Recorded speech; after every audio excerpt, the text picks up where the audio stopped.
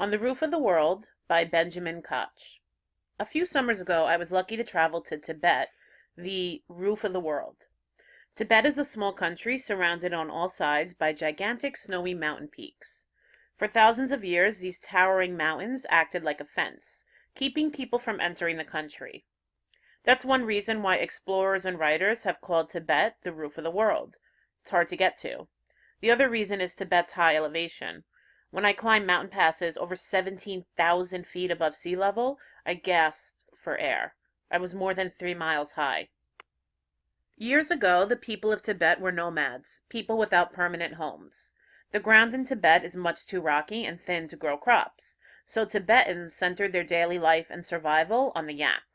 The yaks provided the nomads with nearly everything they needed: milk, butter, meat, and wool for clothes and ropes. Even yak dung was used for fires. Tibetan nomads would lead their herds of yak and sheep across pastures, valleys, and mountainsides in search of the best grazing lands. They did not live in permanent homes made of wood, brick, or stone. Times are changing in Tibet, and more people live and work in villages and cities. But there are still nomads who survive on the high plateau, just as their ancestors did. Becoming a modern nomad.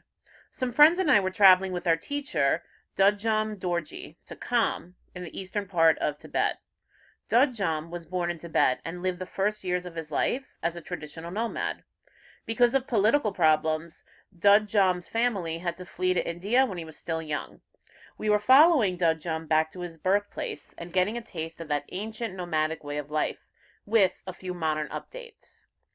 We had the advantage of automobiles, a luxury that nomads have happily survived without.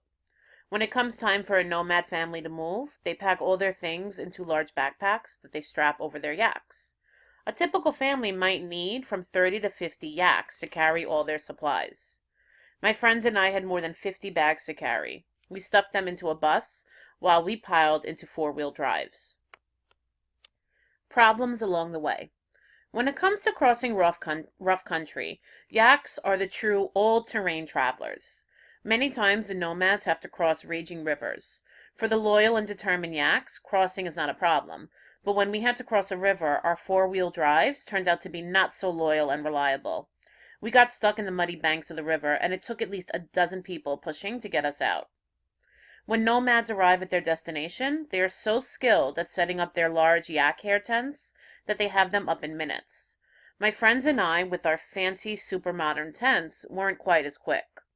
At one campsite, I remember wrestling with one of my tent poles, trying to pass it through the loops of my tent.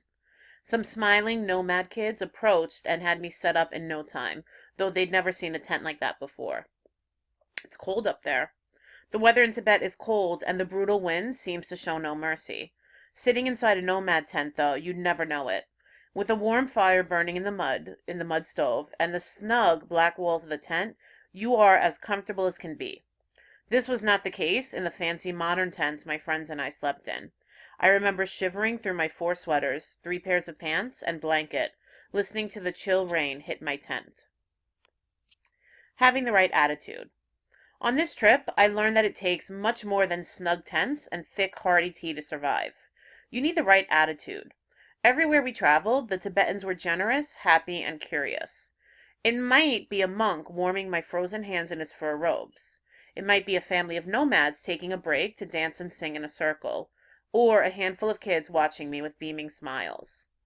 Though their lives are full of challenges, the nomads never take their day-to-day problems too seriously. They know how impermanent things are, including their homes. We modern nomads learn some of these lessons. Perhaps when we cross the raging rivers or face the cold, bitter days of our lives, we'll do it with a lot more of the right attitude. The same attitude that shines from the bright smiles of the Tibetan nomads.